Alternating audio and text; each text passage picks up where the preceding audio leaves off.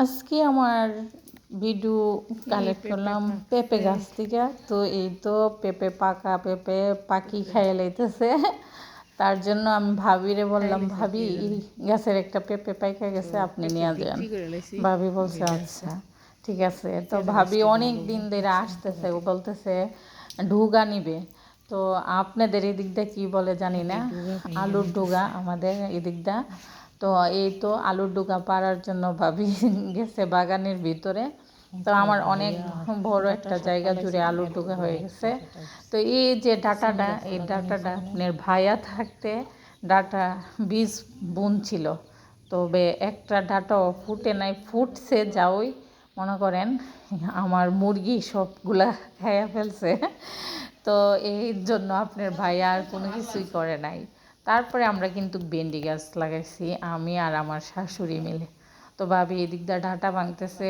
আজকে আকাশটা অনেক মেঘলা মেঘলা, রবিবার দিনটা, তো অনেক মেঘলা যাচ্ছে, বুঝতেই পারছেন। তো এদিক দিয়ে আমি পাঙ্কাশ মাছ ছেলের জন্য ভাইজা নিতেছি, টাকি মাছ হচ্ছে আমি কলা দিয়ে পাক করবো।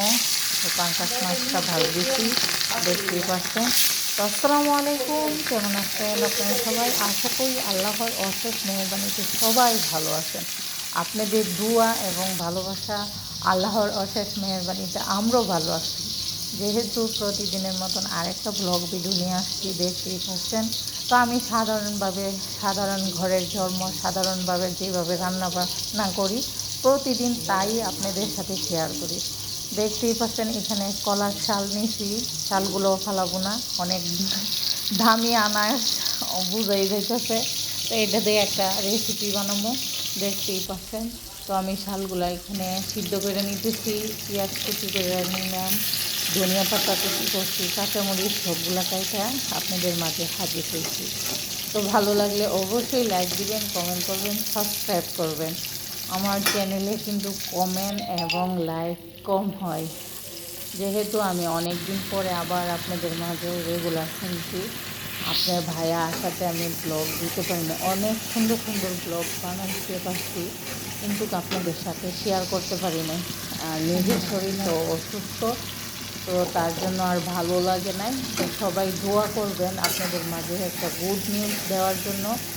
দিতে পারিনি, আল্লাহ যেহেতু আমাদের মনের আশাটা অনেক বছর পরে পূরণ করতেছে, তার জন্য এখনও শেয়ার করি নাই। তো সহি সালামতে যদি মনে করেন ইয়া হয় আর পূর্ণ হয়, তাইলে আপনাদের মাঝে অবশ্যই শেয়ার করবো। এই যে আমার ছেলের জন্য যে ভুনাটা, এটা রান্না হয়ে গেছে, দেখতেই পারছেন। সব কিছু দিয়ে দিছি আগে ভাগেই। তো এই তো আমি এখানে কড়াইটা নিয়ে নিলাম। এটা আমার ভালোবাসার একটা টুকরা, যেরকম মনে করেন যারা ভালোবাসে সেই জিনিসটা, এটা কিন্তু সহজে হারাইতে পারে না। তো আমারও এই কড়াইটা আমার অনেক ভালোবাসা, তার জন্য আমি হারাইতে পারি না। এটার মধ্যে রান্না করলে আমার কাছে অনেক অনেক মানে শান্তি লাগে। তো এই জন্য তো এই কড়াইটা কিন্তু নতুন নিয়ে আসছি। তো দেখতেই পাচ্ছেন কড়াইটা ভালো, শুধু কারাগুলো হয়ে গেছে, এটাই সমস্যা। তো এখানে আমি টাকি মাছগুলো উঠাই নিতেছি, ভাজা হয়ে গেছে, দেখতেই পাচ্ছেন। এখন কলাটা দিয়ে দিতেছি, টাকি মাছ অনুযায়ী কলার মানে টুকরাগুলো করছি এভাবে ছোটো করে। এখানে 3টা কলা নিয়েছি, আর একটা কলা পরে আরেকবার ইয়ে করবো, ভর্তা করবো, যাই করি দেখা যায় আসতে। তো এই তো আমি এখন এই কলাগুলো ভাইজা, আর আমরা কিন্তু ব্রাহ্মণবাড়িয়ার অঞ্চলে বেশিরভাগ ভাজা তরকারিটা খাই। তো আপনাদের এদিকটা কীভাবে রান্না করে তা কমেন্ট করে জানাবেন অবশ্যই। তো এই তো পেঁয়াজ কুচি দিয়ে দিলাম এখন। তো পেঁয়াজ কুচি দিয়ে একটু মনে করেন গোল্ডেন কালার হয়ে আসলে তারপরে আমি মশলা অ্যাড করবো, দেখবেন। তো এই তো আমি এখানে সব ধরনের মশলা নিয়ে নিচ্ছি, সব ধরনের মানে হলুদ, ধনিয়া আর মরিচের গুঁড়া। আমি কলার তরকারিতে জিরার তো মনে করেন অ্যাড করি না, যেহেতু জিরাটা অ্যাড করলে আমার কাছে পছন্দ লাগে না, মানে কেউর কাছেই ভালো লাগে না, একটা জিরার গন্ধ গন্ধ লাগে, তার জন্য মিশ খাই না, বোঝা যাইতেছে কলার সাথে তরকারির সাথে। তার জন্য আমি কাঁচামরিচ দিয়ে দিলাম, টাকি মাছগুলো দিয়ে দিলাম, একবারে কষাই নেব আর একটু হালকা ঝোল দিব, দিয়ে একসাথে কষাই নিয়ে মনে করেন রান্না করব। তো আমার রান্না প্রায় শেষ, ভাত হয়ে গেছে, এই তো আমার কলার তরকারি হয়ে গেছে, দেখতেই পারছেন। এই যে আমি ধনিয়া পাতাটা অ্যাড করে দিলাম,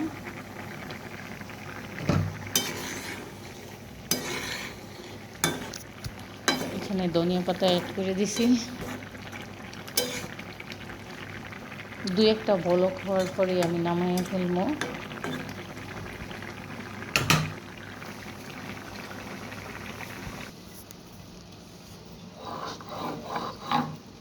এদিক দিয়ে আমি কলার শালগুলা বাইটা নিতেছি।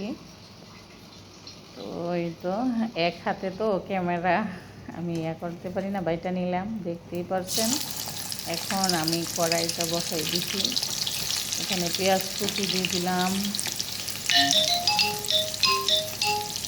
এই তো পেঁয়াজ কুচি দিয়ে দিলাম। যেহেতু আমার দ্বারা সরিষা নাই, সরিষা বাটা দিতে পারছি না, তো যা কিছু আসছিল তা দিয়ে রান্না করবো। এখানে জিরা, আদা, রসুন, পেঁয়াজ সবগুলো বাটা আছে, আমি নিয়ে নিলাম।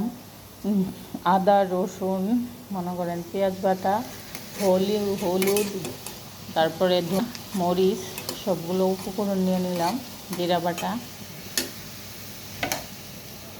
তো এই সবগুলো দিয়ে দিলাম উপকরণ, মশলাটা আমি ভাজা নিব। কালারটা অনেক সুন্দর হচ্ছে, দেখতেই পাচ্ছেন। তো আমি এখন কলার শাল যে ভর্তাটা এটা দিয়ে দিলাম, পেস্ট বলেন আর ভর্তাই বলেন যেটাই। তো আমি অনেক কিরে ভাজা নিব, আরও কড়া ভাজা হবে, তো দেখতেই পাচ্ছেন। এখন কালারটা অনেক সুন্দর হচ্ছে আর অনেক টেস্টি হয়েছে, সরিষা বাটা ছাড়াই অনেক টেস্টি হয়েছে, যেহেতু আমি লবণ চাইছি। এই তো কালারটা এরকম আসছে, দেখতেই পাচ্ছেন। এখন আমার কলার শাল ভর্তা হয়ে গেছে। এই যে পাতা দিয়ে দিলাম, ধনিয়া পাতা।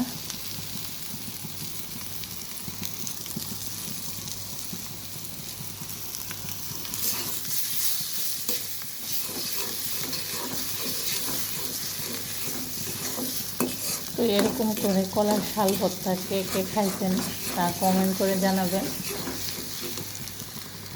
আর অনেক টেস্ট হয়েছে। তো এখানে কলার শাল ভর্তা আছে, মাছ ভুনা, কলার তরকারি, এই ছিল আজকে দুপুরের আয়োজন।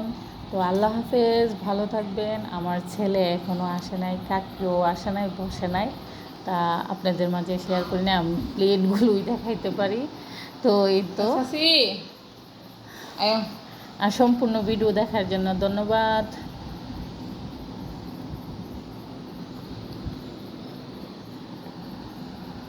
আরেকটা নতুন ব্লগ নিয়ে আসবো।